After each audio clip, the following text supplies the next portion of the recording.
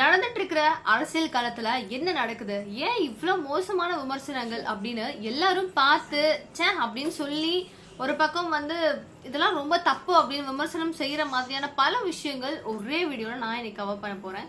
என்ன நடந்திருக்கு அப்படிங்கறத ஒட்டுமொத்தமா பார்ப்போம். உலகமே வியந்து பார்த்து ஐயோ அப்படின்னு சொல்லி பயப்படுற அளவுக்கான ஒரு பெரிய விஷயம் அப்படின்னு பாத்தீங்கன்னா இந்தியா அண்ட் பாகிஸ்தான் ரெண்டுத்துக்கும் நடந்துட்டு இருந்த ஒரு மிகப்பெரிய போர் தான். ஸோ இந்த போர் எப்போ நடக்கும் அப்படின்னு எதிர்பார்த்ததை தாண்டி இது நிறுத்திட்டா போதும்பா, ரொம்ப அளவுக்கு வேண்டாம், இது வந்து பொருளாதார ரீதியா நிறைய மக்கள் இறந்து போறாங்க, இதுக்கு ஒரு முற்றுப்புள்ளி நடந்தா நல்லா இருக்கும், வச்சா நல்லா இருக்கும் அப்படிங்கிறது பலரின் ஒரு ஒரு பெரிய ஒரு ஆசையா இருந்துச்சுன்னு கூட சொல்லலாம்.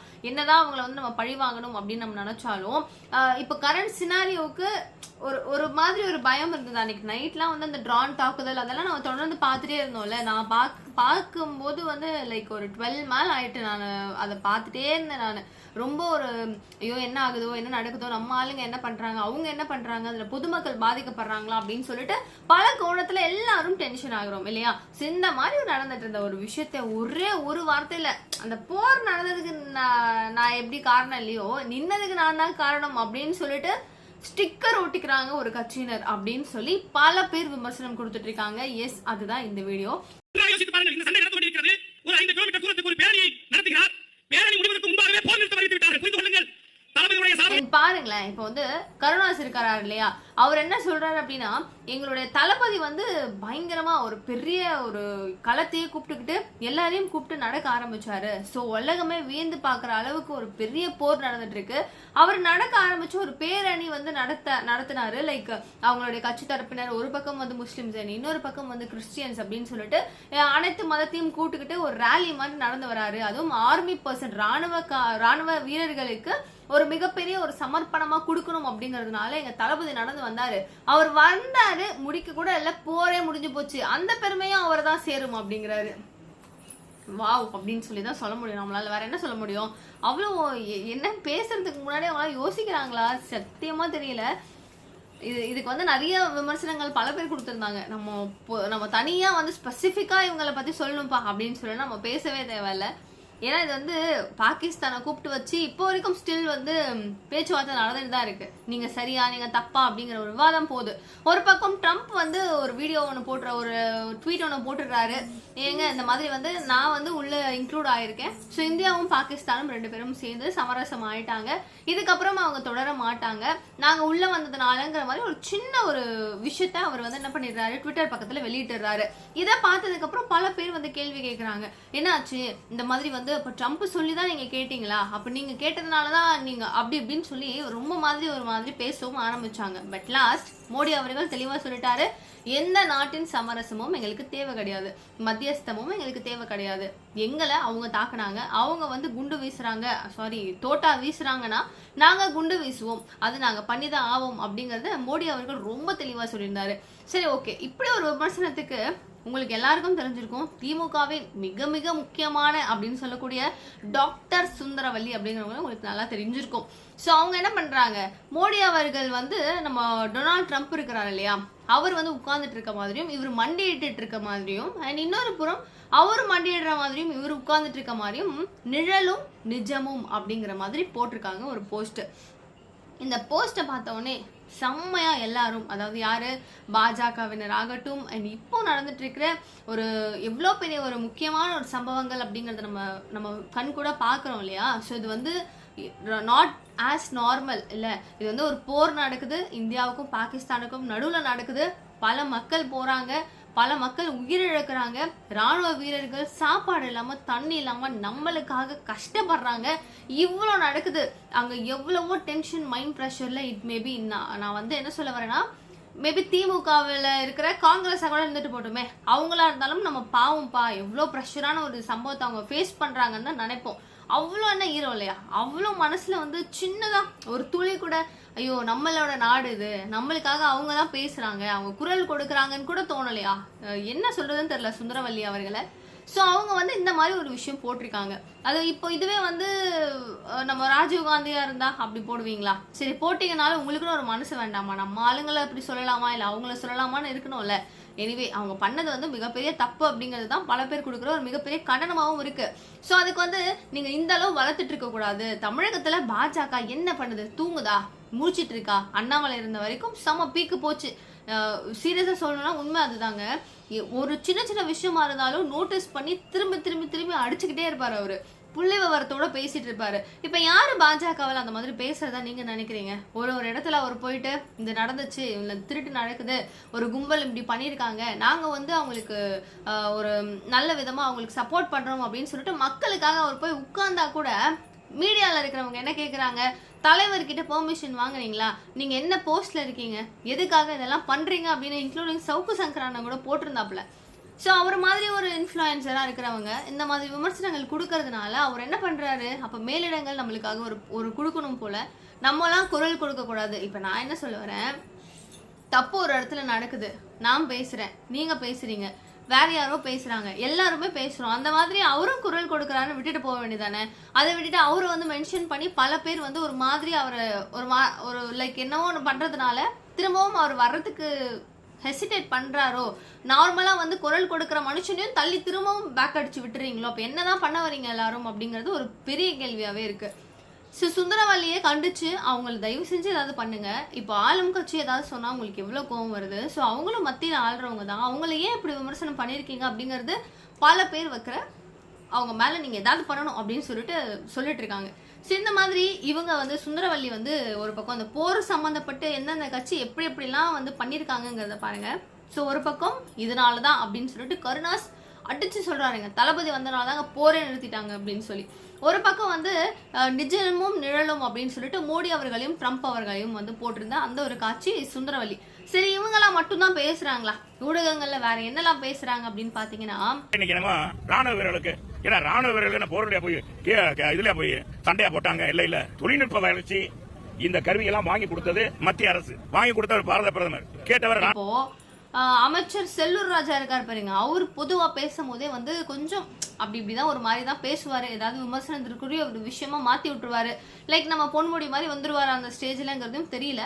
ஸோ இவர் என்ன சொல்றாரு, ராணுவ வீரர்கள்லாம் வந்து இவ்வளோ சாகசம் நடந்ததுக்கு இந்த அளவு நம்ம நாட்டை காப்பாற்றுறது அவங்க மட்டும்தான் காரணமா? அதெல்லாம் ஒன்றும் கிடையாது.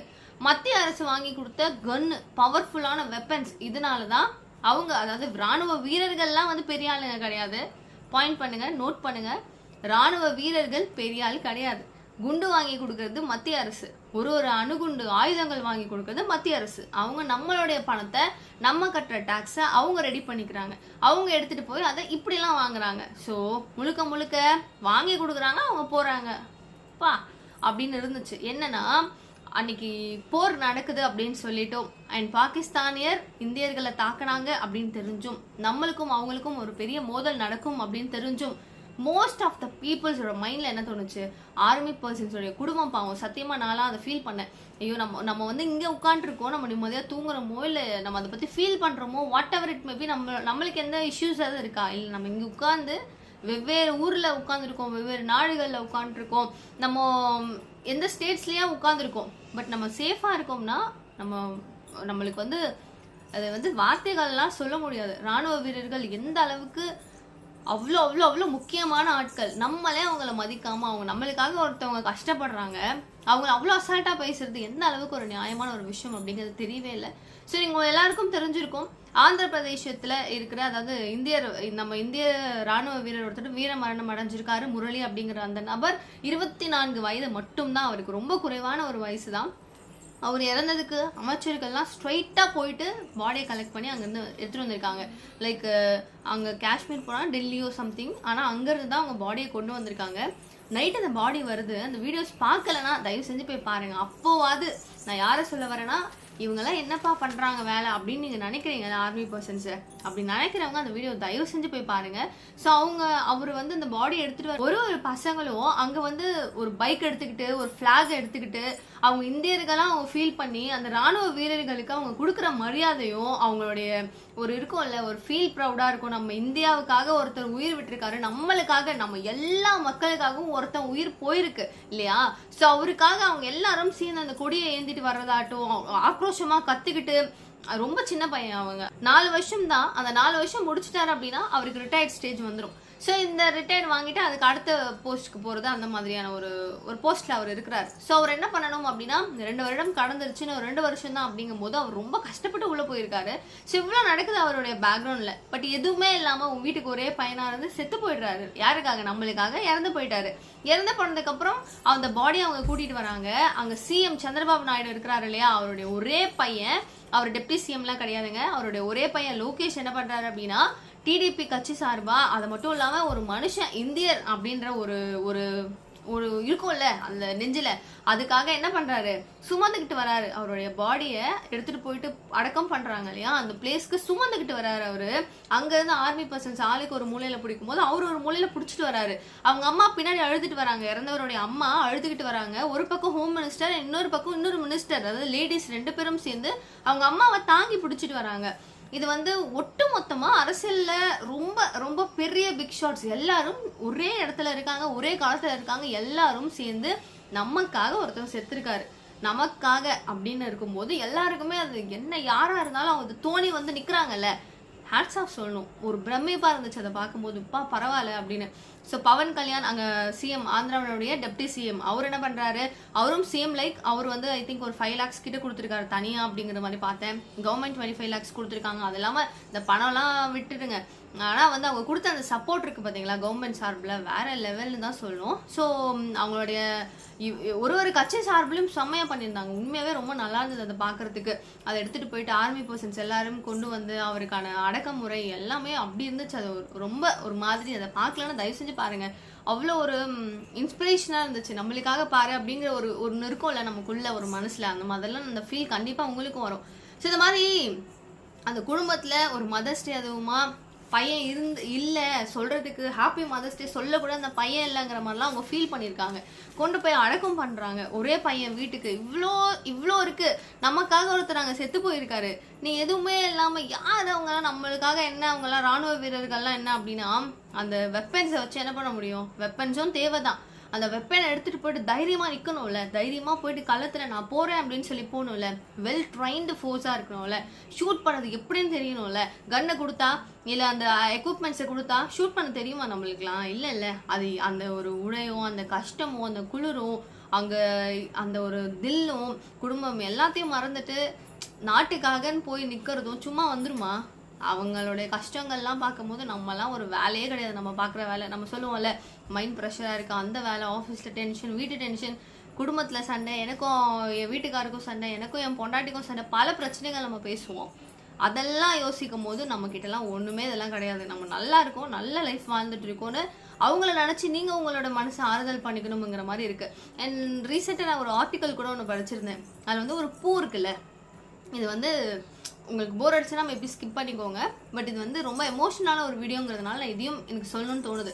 ஸோ ஒரு பூ என்ன பண்ணுது அப்படின்னா, அது வந்து சாமி கிட்ட வேண்டுதான், நான் வந்து அப்படியே இருக்கேன், நான் வந்து எனக்கு ரொம்ப ஒரு ஆசை, எனக்கு வந்து நான் பூவாக பூத்ததுக்கப்புறம் எனக்கு வந்து உங்ககிட்ட கூட எனக்கு வர வேணாம் சாமி, எனக்கு இந்த வரம் மட்டும் கொடு, நான் உன் காலில் வந்து விழணும்னு கூட நான் ஆசைப்படல, நான் பிறந்து எனக்கு பூ மலர்ந்து நான் வந்து என்னை பறித்து எடுத்துகிட்டு போயிட்டு நான் ஒரு இடத்துல போய் சரணடையணும் அப்படின்னா, எனக்கு மோட்சம் கிடைக்கணும்னா ஒரு இராணுவ வீரர் இந்த நாட்டுக்காக, நம்ம இருக்கிற நாட்டில், நான் எனக்குன்னு உயிர் கொடுத்த இந்த நாட்டில், இந்த மண்ணில் எனக்காக நம்மளுக்காக உயிரை விடுறான் பார்த்தீங்களா, அந்த ஒரு வீரனுடைய வீர மரணத்தில் அவனுடைய கால் எங்கேயோ ஒரு மூலையில் அவரோட பக்கத்தில் எனக்கு ஒரு இடம் கொடுத்தீங்கன்னா போதும் அப்படின்னு சொல்லிட்டு ஒரு பூ என்ன பண்ணுது, சாமி கிட்ட வேண்டுதான். அப்போது அந்த ஒரு அதெல்லாம் வந்து எப்படி நான் எக்ஸ்பிளைன் பண்ணுறதே தெரியல. அதை பார்க்கும்போது எனக்கு அவ்வளோ ஒரு எமோஷ்னலாக இருந்தது அந்த ஒரு சின்ன ஒரு மெசேஜ் பார்க்கும்போது. ஸோ ஒரு பூ வந்து ஒரு வீரனுடைய காலில் போயிட்டு நான் சரணடைஞ்சிட்டேன் அப்படின்னா எனக்கு மோட்சம் கிடச்சிரும் அப்படின்னு நம்புதுன்னா அது எந்த அளவுக்கு புனிதமான ஒரு செயல் அப்படிங்கிறத யோசிச்சு பார்க்கணும் எல்லாரும். நான் ஏன் இதை இவ்வளோ அழுத்தமாக சொல்கிறேன்னா, நம்மளுடைய நாட்டில் பல பேர் அவங்களுக்கு நம்ம ஆர்மி பர்சன்ஸ்க்கு சப்போர்ட் பண்ணுறோம். பட் டிஃபெக்டிவாக சில பேர் வேறு மாதிரியான சில கருத்துக்களை கொடுக்கறதுனால ப்ளீஸ் பி அவேர். அது வந்து மனசில் ஈரோ இருந்து நம்ம பேசணும் அப்படிங்கிறது தான், யாராக இருந்தாலும் சரி, ஓகேவா? ஸோ இது வந்து நிறைய பேருக்கு யூஸாக இருக்கும்னு நினைக்கிறேன். ஸோ மொத்தமாக இப்போ வந்து கருணாஸ் அவர்களுக்கான ஒரு பதிவும் அண்ட் டாக்டர் சுந்தரவல்லி அவர்களுடைய பதிவும் அண்ட் ஃபைனலி இந்த அமைச்சர் செல்லூர் ராஜா அவர்கள் சொன்ன விஷயங்களும் சேர்த்து மொத்தமா இதை நம்ம பார்த்தாச்சு. ஸோ இதில் டோட்டலாக அது மட்டும் இல்லாமல் முரளி இறந்தார் இல்லையா, அவருடைய ஆத்ம சாந்திக்காகவும் நம்ம கண்டிப்பாக எல்லாரும் ப்ரே பண்ணிக்கலாம். இந்திய ராணுவராக இருக்கிற பட்சத்தில் அவருக்காக நம்ம எல்லாரும் நம்மளுக்காக இறந்துருக்காருங்கும் போது கண்டிப்பாக அவருக்காக தயவு செஞ்சு ஒரு ப்ளீஸ் ப்ரே பண்ணிக்கோங்க. ஸோ இந்த ஹோல் ஸ்டோரி நான் சொல்லியிருந்தேன், உங்களுக்கு எது இன்ஸ்பிரேஷனாக இருந்துச்சு, முரளி அவர்களுடைய ஸ்டோரி உங்களுக்கு இன்ஸ்பிரேஷனாக இருந்துச்சு, நம்மளுக்காக இறந்துருக்காரு அப்படின்னு அவருடைய கதைகளை நான் கொஞ்சம் சுருக்கமாக சொல்லியிருந்தேன். உங்களுக்கு என்ன தோணுச்சோ அப்படிங்கிறத ப்ளீஸ் கமெண்ட் பாக்ஸில் சொல்லுங்கள். நிகழ்கால நிகழ்வுகள் ஒன்றும் தெரிஞ்சுக்கணும் அப்படின்னா சேனலை சப்ஸ்கிரைப் பண்ணிக்கோங்க. தேங்க்யூ ஸோ மச் ஃபார் வாட்சிங் திஸ் வீடியோ. பாய்.